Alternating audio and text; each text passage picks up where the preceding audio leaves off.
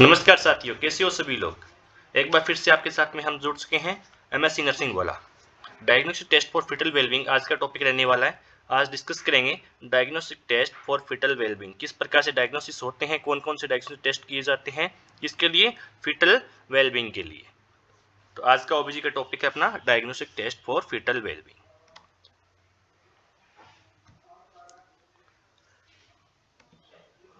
सबसे पहले general objective की बात करते हैं। आज इसके अंदर अपना ऑब्जेक्टिव क्या है। जनरली आज टॉपिक का ऑब्जेक्टिव क्या रहने वाला है। On complication of the class, student will acquire the knowledge regarding the diagnostic test for the fetal wellbeing, appreciate it importance and use of the knowledge in area of profession. इसका मतलब क्या, diagnosis किस प्रकार से करते हैं और इसका इंपॉर्टेंस क्या होता है और प्रोफेशन के अंदर किस प्रकार से अपन को ये अलाउ करना है, इसके बारे में अपन डिस्कस करेंगे। स्पेसिफिक ऑब्जेक्टिव मतलब इसके अंदर टॉपिक में आप कौन कौन से टॉपिक्स पढ़ने वाले हैं।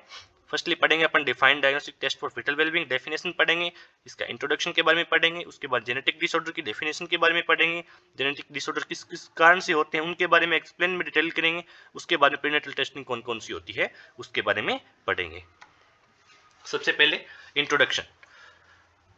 The health and well-being of the fetus during the pregnancy are the paramount importance of the ensuring optimal outcome for the both baby and mother। इसका मतलब क्या होता है, जो अपनी हेल्थ है, वेलबिंग है फीटस की और प्रेगनेंसी की during the prenatal and the intranatal period, वो क्या करेगी, ऑल ओवर क्या देती है अपने को, अच्छा आउटकम देती है। किसके लिए, बेबी और मदर की हेल्थ के लिए। अब देखते हैं डेफिनेशन।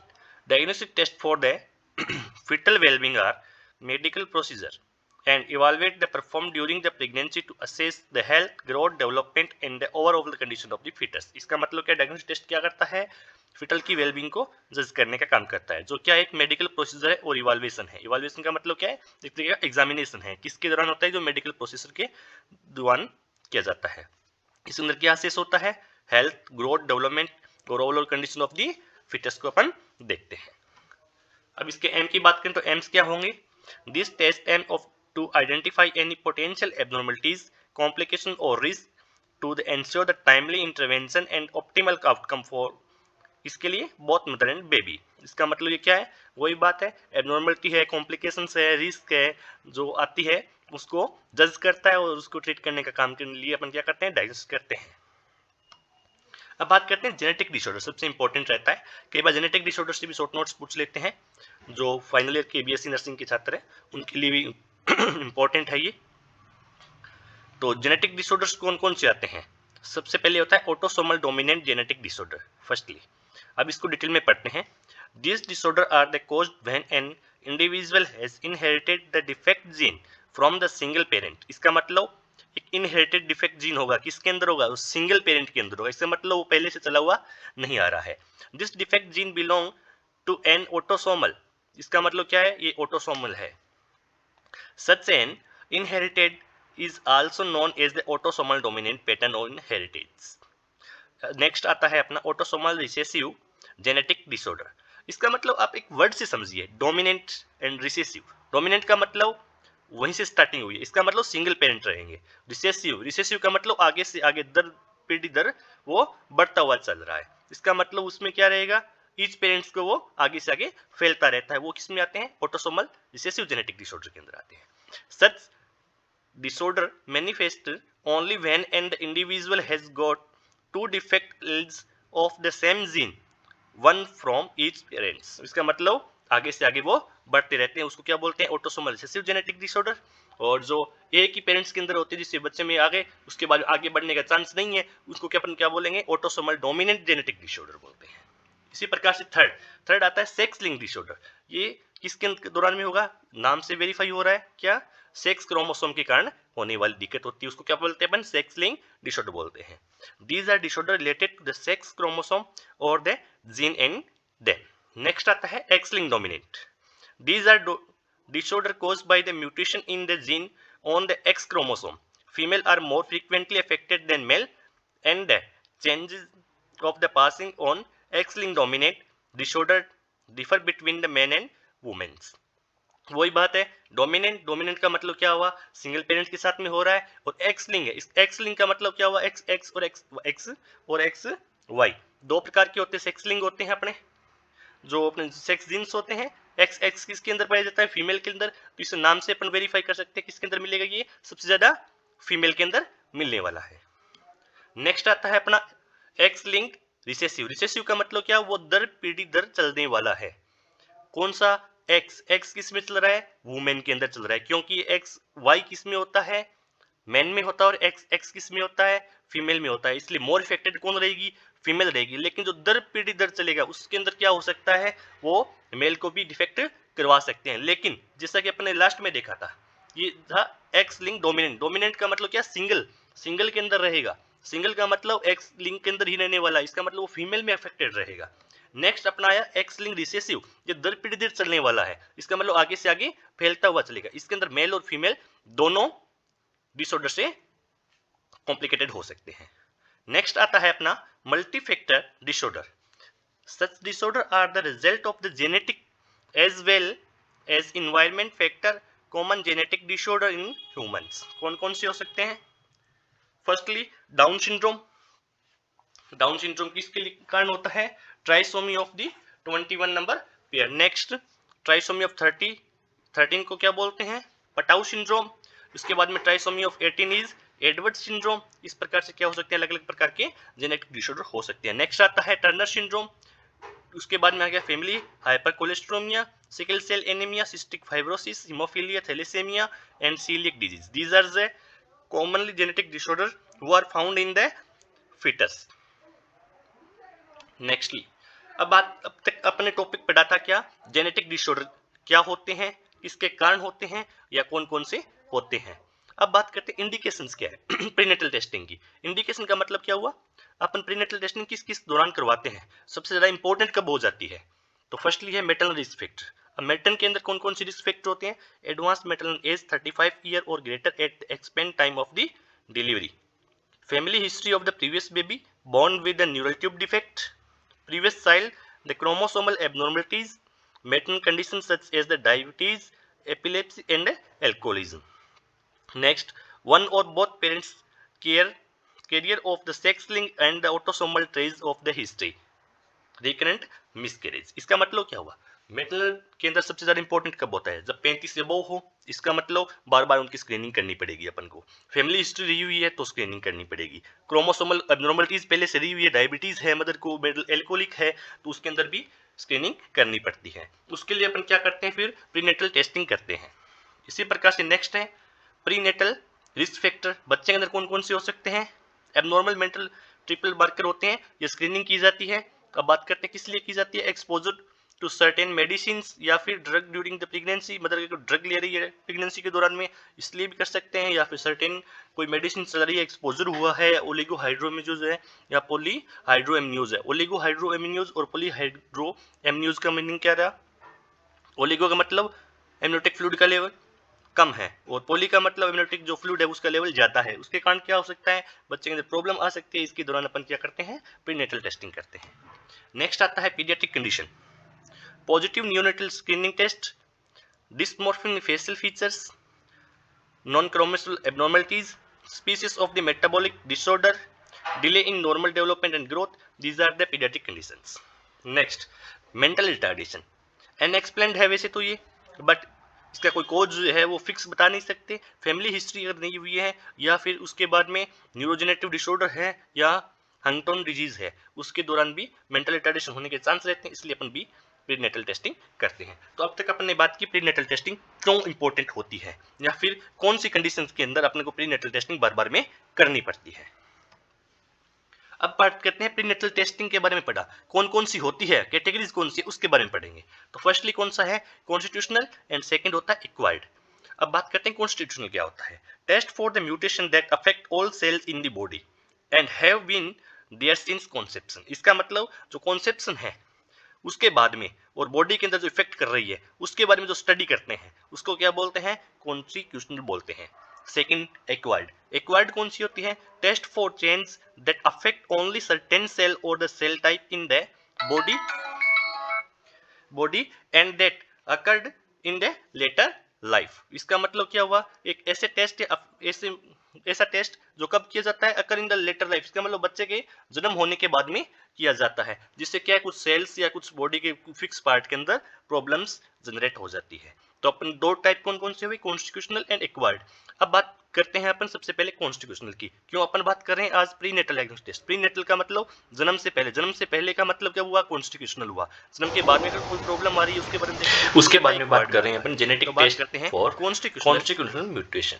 सबसे पहले इसमें आता है मॉलिक्यूलर टेस्ट। इसमें क्या होता है, analysis of DNA sequence in the patient with a rare inherited disease, muscular dystrophy, gene DMD. Clinical pictures क्या होती है, 1 in 3-5 males, progressive muscles weakness in standard of the early childhood wheelchair by the age of 12 year. मतलब इसके अंदर क्या है, constitutional की बात करते हैं, जो इसका मतलब 8 बर्थ से पहले उनको अपन को क्या करना है, प्रीनेटल टेस्टिंग करनी है, वो आते हैं। सबसे पहला कौन सा हो सकता है, डीएनए। सेकंड कौन सा हो सकता है, कोग्निटिव। कोग्निटिव के अंदर क्या होता है, क्रिटोटाइप। क्रिटोटाइप का मतलब क्रोमोसोम के नंबर्स को, साइज को, उसको जजमेंट लेते हैं। Karyotype of the examine of chromosome complement of an individual including number, form and size of the chromosome for children who present with multiple anomalies and development delay and autism. Next है biochemical. Biochemical में क्या करते हैं, कोई भी gene है वो एक जगह से दूसरी जगह चला गया, उस जगह कंडीशंस को जज करते हैं, वो आता है बायोकेमिकल के अंदर। Analyse the quantity of the down syndrome, downstream product of a gene. अब बात करते हैं प्रीनेटल टेस्टिंग, कौन कौन सी होती है, 3 होती है बताया आपको। अब बात करते हैं प्रीनेटल टेस्टिंग के basic. It is perform to detect any genetic abnormalities in fetus. These type of testing is suggested to couple who are non-carry or have a previous baby with a genetic chromosomal disorder. The testing will be help to decide whether to abort the pregnancy. Prenatal testing में भी characterise as the invasive and non invasive. इसका मतलब बात करते हैं prenatal testing किस प्रकार से होती है, दो तरीके से कर सकते हैं। पहला है इन्वेसिव, दूसरा नॉन इन्वेसिव। इन्वेसिव का मतलब और नॉन इन्वेसिव का मतलब क्या होता है। इन्वेसिव वो टेस्ट होते हैं जिसके अंदर अपन निडल पिक करते हैं या फिर इंटरनल बॉडी को इनको डैमेज करते हैं, उसको बोलते हैं इन्वेसिव। नॉन इन्वेसिव टेस्ट आते हैं जिसके अंदर बॉडी को किसी प्रकार का कोई हार्म नहीं होता है, आउटर सरफेस से ही अपन जजमेंट लेते हैं। Firstly, discuss about the non-invasive sampling, including the objective ultrasound, fetal echocardiogram. ये किसके अंदर आते हैं, नॉन इन्वेसिव। और इन्वेसिव के अंदर बात करें तो maternal serum alpha protein, amniocentesis, chronic villi sampling, percutaneous umbilical cord sampling and fetoscopy and fetal tissue sampling. These are in invasive. तो सबसे पहले नॉन इन्वेसिव के अंदर क्या पढ़ेंगे, अल्ट्रासाउंड। अल्ट्रासाउंड बहुत इंपॉर्टेंट रहता है कि मोस्ट ऑफ यूज में यही लिया जाता है। तो इसमें जो हार्मफुल रेडिएशन है वो सबसे कम निकलती है और एक इंपॉर्टेंट टॉपिक है। तो ये शॉर्ट नोट्स भी आ जाता है कई बार नॉन इन्वेसिव के अंदर, तो आप देख लीजिए। Ultrasound has become the standard in the fetal evaluation because it is the safe and non invasive. क्यों सेफ किस लिए, क्योंकि ये सेफ इसलिए कि नॉन इन्वेसिव टेक्निक है। नॉन इन्वेसिव का मतलब किसी प्रकार का कोई भी बॉडी के अंदर टिक नहीं करते हैं, आउटर सरफेस से ही एग्जामिनेशन हो जाता है। It confirm the pregnancy, fetal age, growth, development, identify the placenta, implantation site, determines the fetal validity date, confirm male determination gestation and identify mass of the association with the pregnancy। ये किसके लिए काम में आता है, fetal growth, development को judgement करने के लिए काम में लेते हैं। Assess the amniotic fluid volume and the placenta calcification and facilitates the use of more invasive studies, diagnostic tests and treatments. When assessing for the specific congenital abnormalities or abnormally in the early pregnancy। इसका मतलब USG कब काम में लेते हैं, USG amniotic fluid को जज करने के लिए, ग्रोथ को जज करने के लिए, डेवलपमेंट को जज करने के लिए और उनमें आने वाली प्रॉब्लम्स को जज करने के लिए यूएसजी की जाती है। अगर कोई प्रॉब्लम अपन को डिफेक्ट लगती है उस दौरान में अपन क्या करेंगे, नॉन इन्वेजिव स्टडी करते हैं, उससे डायग्नोज करके उसके बाद में ट्रीटमेंट करने का काम करते हैं। अब बात करते हैं इंडिया के अंदर कि कब कब यूएसजी करते हैं। तो सबसे पहले आएगा फर्स्ट ट्राइमेस्टर के अंदर, जैसे अकॉर्डिंग टू WHO 8 बार यूएसजी करनी होती है, लेकिन जो इंडिया के अंदर अपना ट्रेंड चलता है इस ट्रेंड के अकॉर्डिंग 4 बार यूएसजी करते हैं। मोस्ट ऑफ पेशेंट्स की 3 या 4 बार यूएसजी करते हैं। तो सबसे पहले यूएसजी कब करते हैं, फर्स्ट ट्राइमेस्टर में करते हैं। वो किसके लिए होती है, confirm of pregnancy and gestational age, detecting multiple pregnancy, twins and triples. इसके लिए करते हैं, वो होती है फर्स्ट ट्राइमेस्टर के अंदर। अब सेकंड टाइम कब करते हैं? सेकंड टाइम करेंगे, स्कैनिंग होगी वो 18 से लेकर 22 वीक के अंदर, सेकंड ट्राइमेस्टर के अंदर करते हैं। वो किसके लिए होती है? Detect structure abnormalities in the fetus and evaluating the fetal growth and amniotic fluid level. Amniotic fluid का लेवल को चेक करने के लिए, फिटल की ग्रोथ चेक करने के लिए, किसी प्रकार की कोई स्ट्रक्चर के अंदर एब्नॉर्मलिटी है या नहीं है, उसको जज करने के लिए क्या करते हैं अपन? सेकंड ट्राइमेस्टर के अंदर यूएसजी करते हैं। थर्ड ट्राइमेस्टर में तीसरी यूएसजी होगी, वो किसके लिए होती है? मॉनिटर द फिटल ग्रोथ, उसके बाद में एमनियोटिक फ्लूइड वॉल्यूम को चेक करने के लिए कि पॉलीहाइड्रोएमनियोज या फिर ओलिगोहाइड्रोएमनियोज की कंडीशंस है। उसके बाद में डॉपलर स्टडी होती है, जो किसके लिए करते हैं? डॉपलर यूएसजी की बात करने किस लिए की जाती है? वो हाई रिस्क प्रेगनेंसी है, उसमें ब्लड फ्लो चेक करने के लिए की जाती है। और evaluating the placenta position, placenta की पोजीशन चेक करने के लिए की जाती है। उसके बाद में and time of the delivery, fourth अपने यूएसजी करवाते हैं, जिसके अंदर अम्बिलिकल कॉर्ड की पोजीशन और बच्चे की पोजीशन को चेक करने के लिए करवाते हैं। इसी प्रकार से ये 4 यूएसजी मेनली बॉडी के अंदर की जाती है। एक डायग्राम है जिसके अंदर यूएसजी हो रही है, तो अपन देख सकते हैं कि ये क्या है? नॉन इन्वेजिव टाइप की टेस्टिंग है। नेक्स्ट नॉन इन्वेजिव का सेकंड है अपने पास में fetal echocardiogram. Fetal echocardiogram are perform through the maternal abdomen when there is suspicious of the congenital cardiac defect. ये क्या किसके लिए जज करते हैं? कोई भी कंजेनिटल कार्डियक डिफेक्ट है कि नहीं है बच्चे के अंदर, उसके लिए किया जाता है। और कहां से किया जाता है? मैटरन के एब्डोमेन से ही किया जाता है। This procedure provide information regarding blood flow velocity and direction, size, position, valve and the chamber of the heart. इसके अंदर क्या क्या जज कर सकते हैं अपन? कि chamber of the heart, valve, heart की पोजीशन, हार्ट की साइज क्या है, उसके बाद में उसकी वेलोसिटी कितनी है, फ्लो कितना हो रहा है ब्लड के अंदर, उसके बाद में उसके साथ साथ में वो कौन सी डायरेक्शन के अंदर ब्लड जा रहा है। नेक्स्ट आता है थर्ड नंबर नॉन इन्वेसिव के अंदर कंप्यूटराइज टेमोग्राफी एंड एमआरआई। सीटी and MRI can be used during the pregnancy. Concern has been raised as the long term side effect. Concern लेना बहुत जरूरी है पेशेंट के अंदर। क्यों? क्योंकि इसके साइड इफेक्ट बहुत ज्यादा होते हैं। साइड इफेक्ट किस लिए होंगे? क्यों? एक तो हाई नॉइस रहती है, उसके बाद में क्या मैग्नेटिक फील्ड है, उसके कारण फीटस के अंदर कोई ना कोई एब्नॉर्मलिटी हुए बिना रहती ही नहीं है। इसलिए सबसे कम जो की जाती है कौन सी होती है? एमआरआई और टेमोग्राफी यूज में ली जाती है। Risk of the technology and lack of a long history of its use must be weighted against the benefit of determine a problem of uterus. अब बात करते हैं पर्पस क्या है, क्यों इसको करना पड़ता है। अपन यूएसजी कर सकते हैं, यूएसजी के अंदर भी डिटेक्ट हो रहा है, तो एमआरआई क्यों कर रहे हैं? स्पेसिफिकेशन क्या है इसका? तो एमआरआई यूज किस लिए करते हैं? फिटल ब्रेन या नर्व सिस्टम को जजमेंट करने के लिए एमआरआई सबसे ज्यादा इंपॉर्टेंट होती है। उसके बाद में थोरेक्स की पोजीशंस को चेक करने के लिए और फिटल मास को चेक करने के लिए। उसके बाद में एग्जामिन द प्लेसेंटा, प्लेसेंटा के अंदर की जो मसल्स है उनको चेक करने के लिए अपन एमआरआई का यूज में लेते हैं।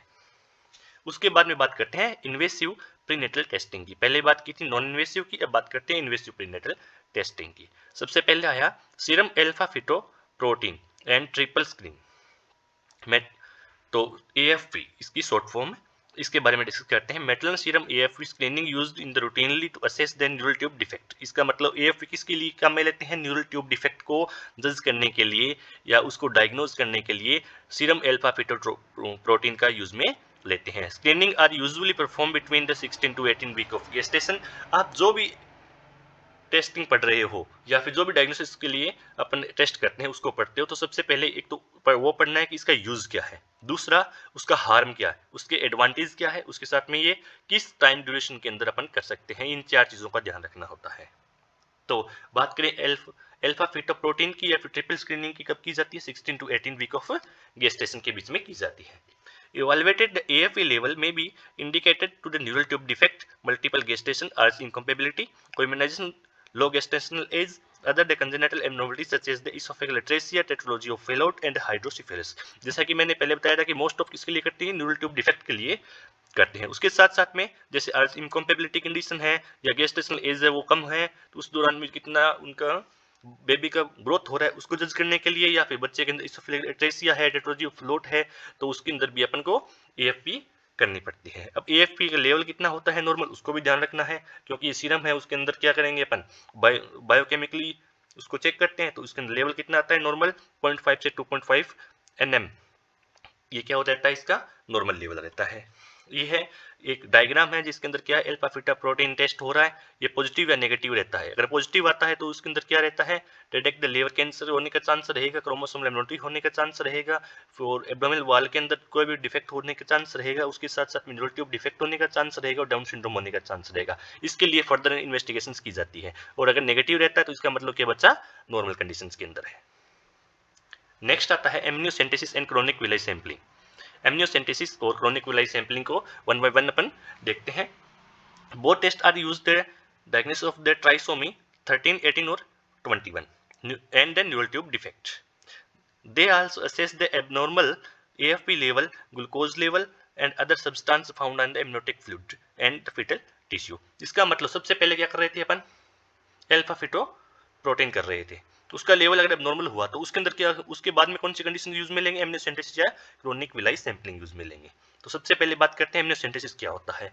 Involve the insertion of the needle through the maternal wall and uterine cavity. इसका मतलब क्या है, एमनियोसेंटेसिस किस प्रकार करेंगे, यूट्राइन जो अपनी वाल है उसके दौरान में निडल इंसर्ट करेंगे और एमनियोटिक फ्लूइड लेना होता है। एमनियोटिक फ्लूइड कितना लेंगे, 20 to 30 ml एमनियोटिक फ्लूइड है वो एस्पिरेट करते हैं। The procedure perform under the ultrasound guidance, और कब करते हैं ये, 16 to 20 वीक ऑफ गेस्टेशन के अंदर करते हैं। अब एक डायग्राम है, इसके अपन समझ सकते हैं कि एमनियोसेंटेसिस किस प्रकार हो रहा है। Small amount of the amniotic fluid is remove from the laboratory testing. ऊपर पोर दिख रहा है अपने को अल्ट्रासाउंड का, अल्ट्रासाउंड चल रही है, उसी के दौरान एमनियोटिक फ्लूइड को इंसर्शन कर रहे हैं। एडवांटेज क्या है इसके, provide a definite diagnosis of a many genetic and chromosomal disorder, can offer peace of mind और allow the parent to the prepare for a baby the special needs. Next आता है chronic villi sampling. पहले देखा था amniocentesis, second है chronic villi sampling. ये कब की जाती है, तो किस प्रकार काम में आती है उसके बारे में डिस्कस करते हैं। Chorionic villi sampling is perform in the first trimester between the week of 0 to 12 but mostly after 8 week, मतलब ये 8 से 12 वीक के बीच में करते हैं। It provide earliest diagnosis of a fetal problem, any condition of amniocentesis is generally a candidate of the CVS। इसका मतलब क्या हुआ, जब amniocentesis नहीं कर सकते, इसलिए नहीं कर सकते कि वो 12 वीक के बाद में ही लेते हैं एमनियोटिक फ्लूइड, उसके बाद में ही लेवल बढ़ता है, उससे पहले अपन ले नहीं सकते, तो उस कंडीशन में क्या यूज में लेंगे, क्रोनिक विलाई सैंपलिंग यूज में लेते हैं। The test involved the removal by the genetic section of a sample of the fetal tissue from the villi of cornea, actual tissues that occur the fetus to the uterine wall। इसके अंदर क्या, fetus का tissue लेते हैं कहाँ से, villi of cornea से। अब इसके दो एडवांटेज है, क्या कौन कौन से हैं, over amniocentesis include the ability to perform the early diagnosis of the gestation, उसके बाद direct examination of the fetal cell कर सकते हैं। ये है क्रोनिक विलाई सैंपलिंग जो एक टेस्ट हो रहा है उसका डायग्राम। इसमें भी अल्ट्रासाउंड के दौरान में करते हैं, उसके साथ में क्या ले रहे हैं अपने को, क्रोनिक विलाई से टिश्यू का सैंपल ले रहे हैं। नेक्स्ट आता है percutaneous umbilical blood sampling, PUBS। Percutaneous umbilical blood sampling permit the removal of the blood from the fetal placenta circulation। fetal circulation से क्या करते हैं, ब्लड लेते हैं, उसको क्या बोलते हैं अपन, PUBS बोलते हैं। ये कब ले सकते हैं अपन, 16 to 18 वीक ऑफ गेस्टेशन के अंदर इसको ले सकते हैं, जबकि मतलब कोड विजुलाइज होने लग जाती है। रिजल्ट इसके के बाद आता है 48 to 72 आवर्स के अंदर इसको प्रोसीजर के दौरान रिजल्ट निकल के आ जाता है, उसका एबिलिटी एनालिसिस हो जाता है। The procedure of entail the passing a spinal needle through the maternal abdominal and the uterine wall into the umbilical blood vessels under his the resolution of the ultrasound guidance. A blood sample is aspirated into a heparin syringe. The preferred the testing sites of the placenta chordocentesis। इसका मतलब placenta के अंदर कब कहाँ से लेते हैं, कोर्डोसेंटेसिस के लिए अपन सैंपल लेते हैं ब्लड का, उसके बाद fetal abdominal cord, free loop of the cord कहीं भी ले सकते हैं। इसके अंदर क्या चेक किया जाता है, ब्लड के सैंपल से उसका एबीजी का एनालिसिस किया जाता है। अब नेक्स्ट आता है fetal tissue sampling. It is the indication for the disorder that are not diagnosable through the amniocentesis and CVS and are at the risk for the congenital abnormalities. Congenital abnormality अपने को शक हो रहा है और जिसके अंदर अपने एमनियोसेंटेसिस या सीवीएस के अंदर प्रॉपर्ली डायग्नोज नहीं हुआ है, उस कंडीशन में क्या यूज में लेंगे, फिटल टिश्यू सैंपलिंग यूज में लेंगे। तो सबसे ज्यादा यूज में क्या लेते हैं, एमनियोसेंटेसिस लेते हैं। और एमनियोसेंटेसिस टाइम पीरियड रहता है क्या कि 12 वीक के बाद में ही ले सकते हैं, उसे अगर पहले लेना पड़े तो कब क्या लेंगे, अपन क्रोनिक विलाई सैंपलिंग CVS लेंगे, और 12 वीक के बाद में क्या लेंगे, एमनियोसेंटेसिस लेंगे। एमनियोसेंटेसिस या CVS के अंदर अपन को कहीं भी कंजेनिटल एब्नॉर्मलिटीज लगती है तो उसको कंफर्मेशन के लिए क्या यूज में लेते हैं, फीटल टिश्यू सैंपलिंग यूज में लेते हैं। The procedure may be performed in 16 to 22 weeks of gestation and the fetal skill, liver, muscles tissue may be sample। अब बात कर सकते हैं कि इसको कंफर्मेशन के लिए यूज में लेते हैं, तो डायरेक्टली इसको यूज में क्यों नहीं ले रहे, पहले एमनियोसेंटेसिस या क्रोनिक विलाई सैंपलिंग ही क्यों यूज में लेते हैं, फीटल टिश्यू सैंपलिंग यूज में क्यों नहीं लेते हैं, क्योंकि इसके क्या हो सकते हैं, हार्मफुल डिफेक्ट देखने को मिल सकते हैं। क्यों, क्योंकि सैंपल कहाँ से ले रहे हैं, फीटल के स्किन से ले रहे हैं, तो स्किन हो सकता है उसका रप्चर हो जाए, लीवर के अंदर से लेंगे तो लीवर हो सकता है उसका रप्चर हो जाए, मसल्स के अंदर, टिश्यूज के अंदर कोई डैमेज हो सकता है, उसके कारण क्या ले रहे हैं, फीटल टिश्यू सैंपलिंग कम से कम लेते हैं। लेकिन कंफर्मेशन के लिए अपन को क्या करना पड़ता है, फीटल टिश्यू सैंपलिंग करना पड़ता है। Skin specimen proximal the 2 mm in diameter typically are the taken from the buttock, back, thorax and occasionally in the skull। Benefit of the tissue sampling क्या है, provide the definite diagnosis of the genetic and chromosomal disorders, जैसा कि मैंने पहले आपको बताया था। Next आता है नॉन स्ट्रेस टेस्ट। पर्पस क्या है इसका, monitor fetal heart rate in the response to the fetal movement. Procedure क्या रहता है इसका, sensor are the placed on the mother's abdominal to track the fetal heart rate and the uterine activity. इसका मतलब है नॉन स्ट्रेस टेस्ट, ये एक प्रकार का नॉन इन्वेसिव टेस्ट है। मैंने इसको लास्ट में इसलिए लिया क्योंकि सबसे ज्यादा इंपॉर्टेंट रहता है, आजकल अपने फील्ड के अंदर देखा जाता है। इसका पर्पस क्या है, हार्ट रेट को जज करना और फीटल के मूवमेंट को जज करने का काम करता है। जैसे कि सेकंड ट्राइमेस्टर के अंदर एक मदर पहुंचती है, उसके अंदर क्या करते हैं, एक सेंसर फिट कर देते हैं एब्डोमेन के अंदर, एब्डोमेन के जस्ट आउटर के अंदर एक सेंसर है, उसको चिपका देंगे। वो क्या करेगा, फीटल की हार्ट रेट को जज करता रहेगा, यूटेराइन की जो एक्टिविटी है उसको जज करता रहेगा, उसके साथ में जो फीटल का मूवमेंट हो रहा है उसको जज करता रहेगा। उससे अपन को रिजल्ट निकल के आ जाता है कि बच्चा कितना मूवमेंट कर रहा है, किस प्रकार का मूवमेंट कर रहा है। ये उसमें रिजल्ट निकल के आता है रिएक्टिव या नॉन रिएक्टिव। रिएक्टिव का मतलब क्या है, बच्चा रिएक्शन दे रहा है, इसका मतलब बच्चा क्या है, एक तरीके से नॉर्मल। नॉन रिएक्टिव रहेगा, इसके अंदर फर्दर इन्वेस्टिगेशन की नीड है अपन को, उसके अकॉर्डिंग अपन को जांच दोबारा करवानी पड़ती है। तो ये है अपना आज का topic, prenatal diagnostic test for the fetal wellbeing. अब बात करते हैं कंक्लूजन की, इसकी अपन ने क्या कंक्लूजन निकल के आया।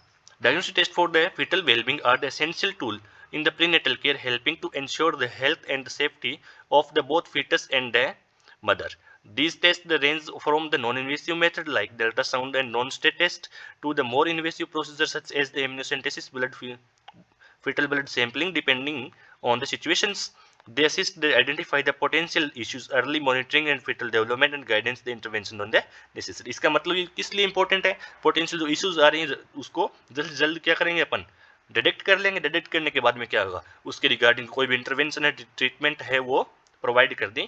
इसके लिए प्रीनेटल डायग्नोस्टिक टेस्ट को यूज में लिया जाता है। अब बात करते हैं अपने का कंटेंट कहाँ कहाँ से लिया हुआ था। हीरालाल ऋषि दत्ता बुक से लिया हुआ था, एनएम जैकब से लिया हुआ था और बरारकोट नवदीप से अपना कंटेंट लिया हुआ था। आज के लिए इतना ही, बाकी पढ़ेंगे नेक्स्ट क्लास के अंदर एक नए टॉपिक के साथ में। आप जुड़े रहें, ज़्यादा से ज़्यादा चैनल को सब्सक्राइब करें, शेयर कीजिए। Thank you.